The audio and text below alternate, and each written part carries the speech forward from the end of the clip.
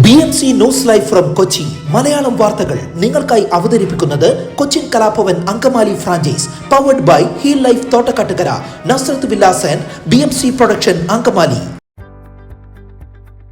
നമസ്കാരം, BMC radio Malayalam വാർത്തകളിലേക്ക് സ്വാഗതം. ഞാൻ ധനു കൃഷ്ണ. കൊച്ചി നഗരത്തിലെ ഓടകളിലും തോടുകളിലും മാലിന്യം നിറഞ്ഞ വെള്ളക്കെട്ടിന് കാരണമാകുന്നതിൽ ജനങ്ങളും ഉത്തരവാദികളെന്ന് ഹൈക്കോടതി. അധികൃതരുടെ ഭാഗത്ത് കടുത്ത അനാസ്ഥയാണുള്ളത്.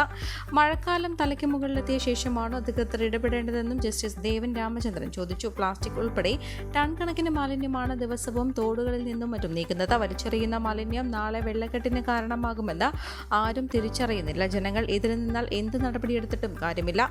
ഇത്തരം സാഹചര്യത്തിൽ കോടതിക്ക് എന്ത് ചെയ്യാനാകും? വെള്ളക്കെട്ട് നീക്കാനുള്ള ഉപകരണം ഇതുവരെ പ്രവർത്തനക്ഷമമാക്കാത്തതെന്നും കോടതി ആരാഞ്ഞു. വെള്ളക്കെട്ട് നിവാരണത്തിനായി കഴിഞ്ഞ മഴക്കാലത്ത് ഉപയോഗിച്ച മെഷീൻ അറ്റകുറ്റപ്പണിക്കായി മാറ്റിയിരിക്കുകയാണെന്നും അമിക്കസ് ക്യൂറി കോടതി അറിയിച്ചിരുന്നു.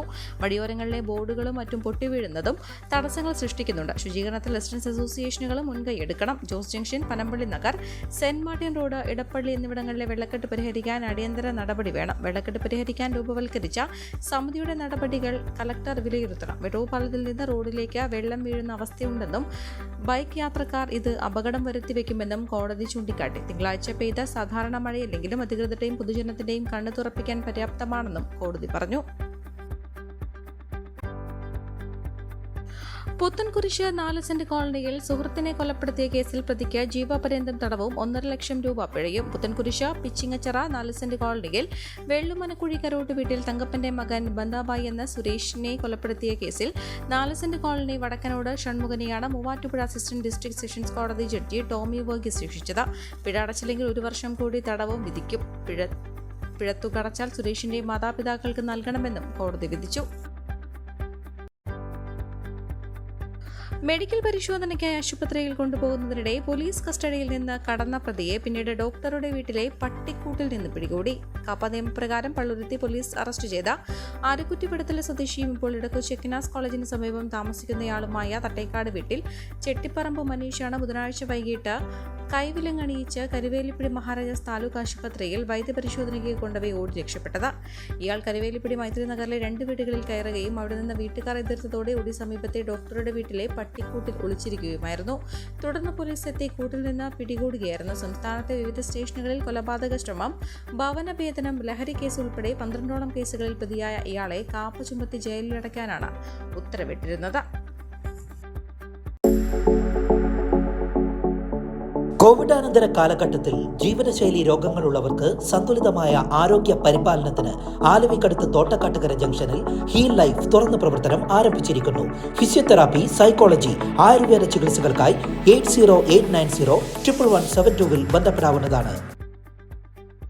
യുവനടിയെ പീഡിപ്പിച്ചെന്ന കേസിൽ സംവിധായകൻ ഒമർ ലുലുവിന് ഇടക്കാല മുൻകൂർ ജാമ്യം. ഹൈക്കോടതിയാണ് ഇടക്കാല മുൻകൂർ ജാമ്യം അനുവദിച്ച് ഉത്തരവിറക്കിയത്.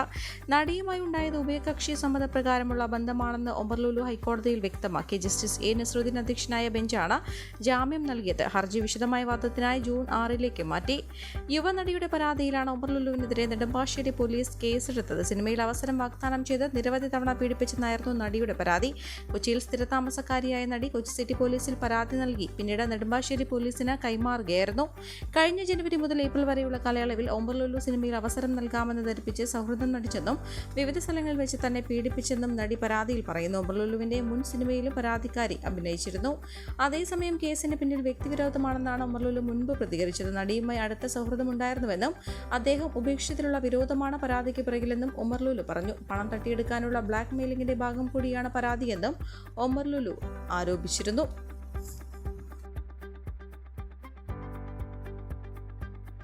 വെള്ളക്കെട്ട് രൂക്ഷമായതിന് പിന്നാലെ ഇൻഫോ പാർക്കിൽ വർക്ക് ഫ്രം ഹോം ഏർപ്പെടുത്തി. ശക്തമായ മഴയിൽ ഇൻഫോ പാർക്കിൽ വെള്ളം കയറിയതോടെയാണ് വർക്ക് ഫ്രം ഹോം ആക്കിയത്.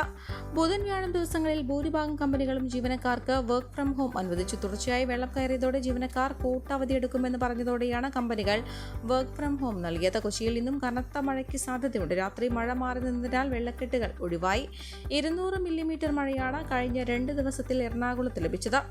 ഓടകൾ വൃത്തിയാക്കാത്തതിനാൽ വെള്ളം ഒഴുകിപ്പോകുന്നതിന് പ്രതിസന്ധി നേരിടുന്നുണ്ട്. കളമശ്ശേരി, തൃക്കാക്കര, കൊച്ചിൻ കോർപ്പറേഷനുകളിൽ വെള്ളക്കെട്ട് രൂക്ഷമാണ്. ജില്ലയിൽ ഇതുവരെ 3 ക്യാമ്പുകളാണ് തുറന്ന് പ്രവർത്തിക്കുന്നത്.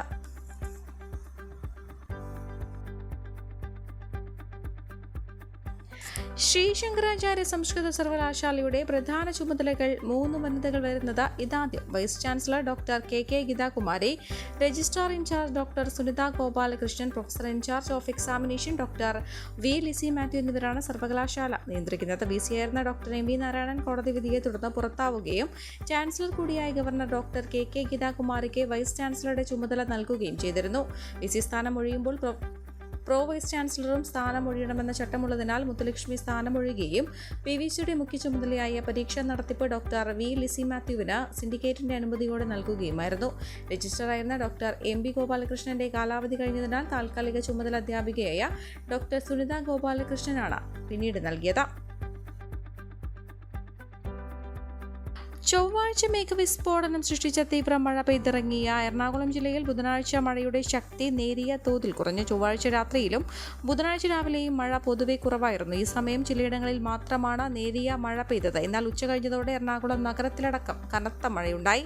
ഇതോടെ മിക്ക റോഡുകളും മുങ്ങി. ഇടപ്പള്ളി, പാലാരിവട്ടം, കളമശ്ശേരി, മുല്ലേപ്പാടം ഭാഗം, കാക്കനാട്, KSRTC ബസ് സ്റ്റാൻഡ് തുടങ്ങിയ പ്രദേശങ്ങളിലായിരുന്നു വെള്ളക്കെട്ട് രൂക്ഷം. നായരമ്പലം പഞ്ചായത്ത് 14-ാം വാർഡിൽ മംഗലശ്ശേരിയിൽ ലളിത ശങ്കരനാരായണന്റെ വീട് തെങ്ങ് വീണ് ഭാഗികമായി തകർന്നു. എന്നാൽ പ്രകൃതിക്ഷോഭവുമായി ബന്ധപ്പെട്ട മറ്റ് കാര്യമായ അനിഷ്ട സംഭവങ്ങൾ റിപ്പോർട്ട് ചെയ്തിട്ടില്ല.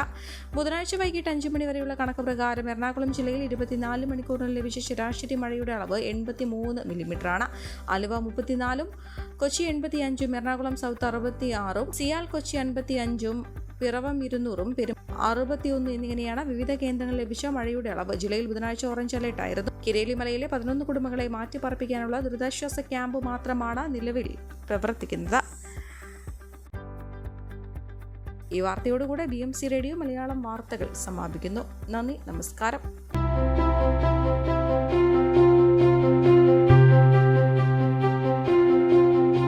അങ്കമാലി പ്രദേശത്തെ കലാവിദ്യാർത്ഥികൾക്ക് സുവർണ അവസരം.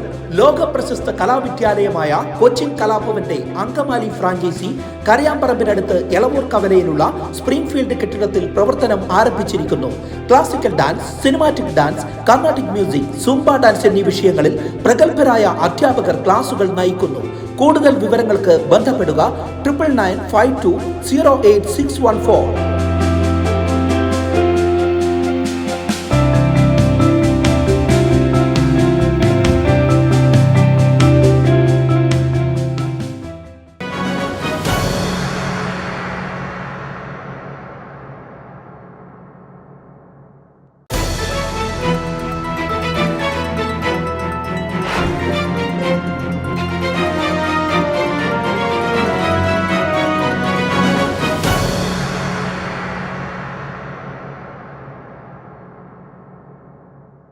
BMC news live from Kochi.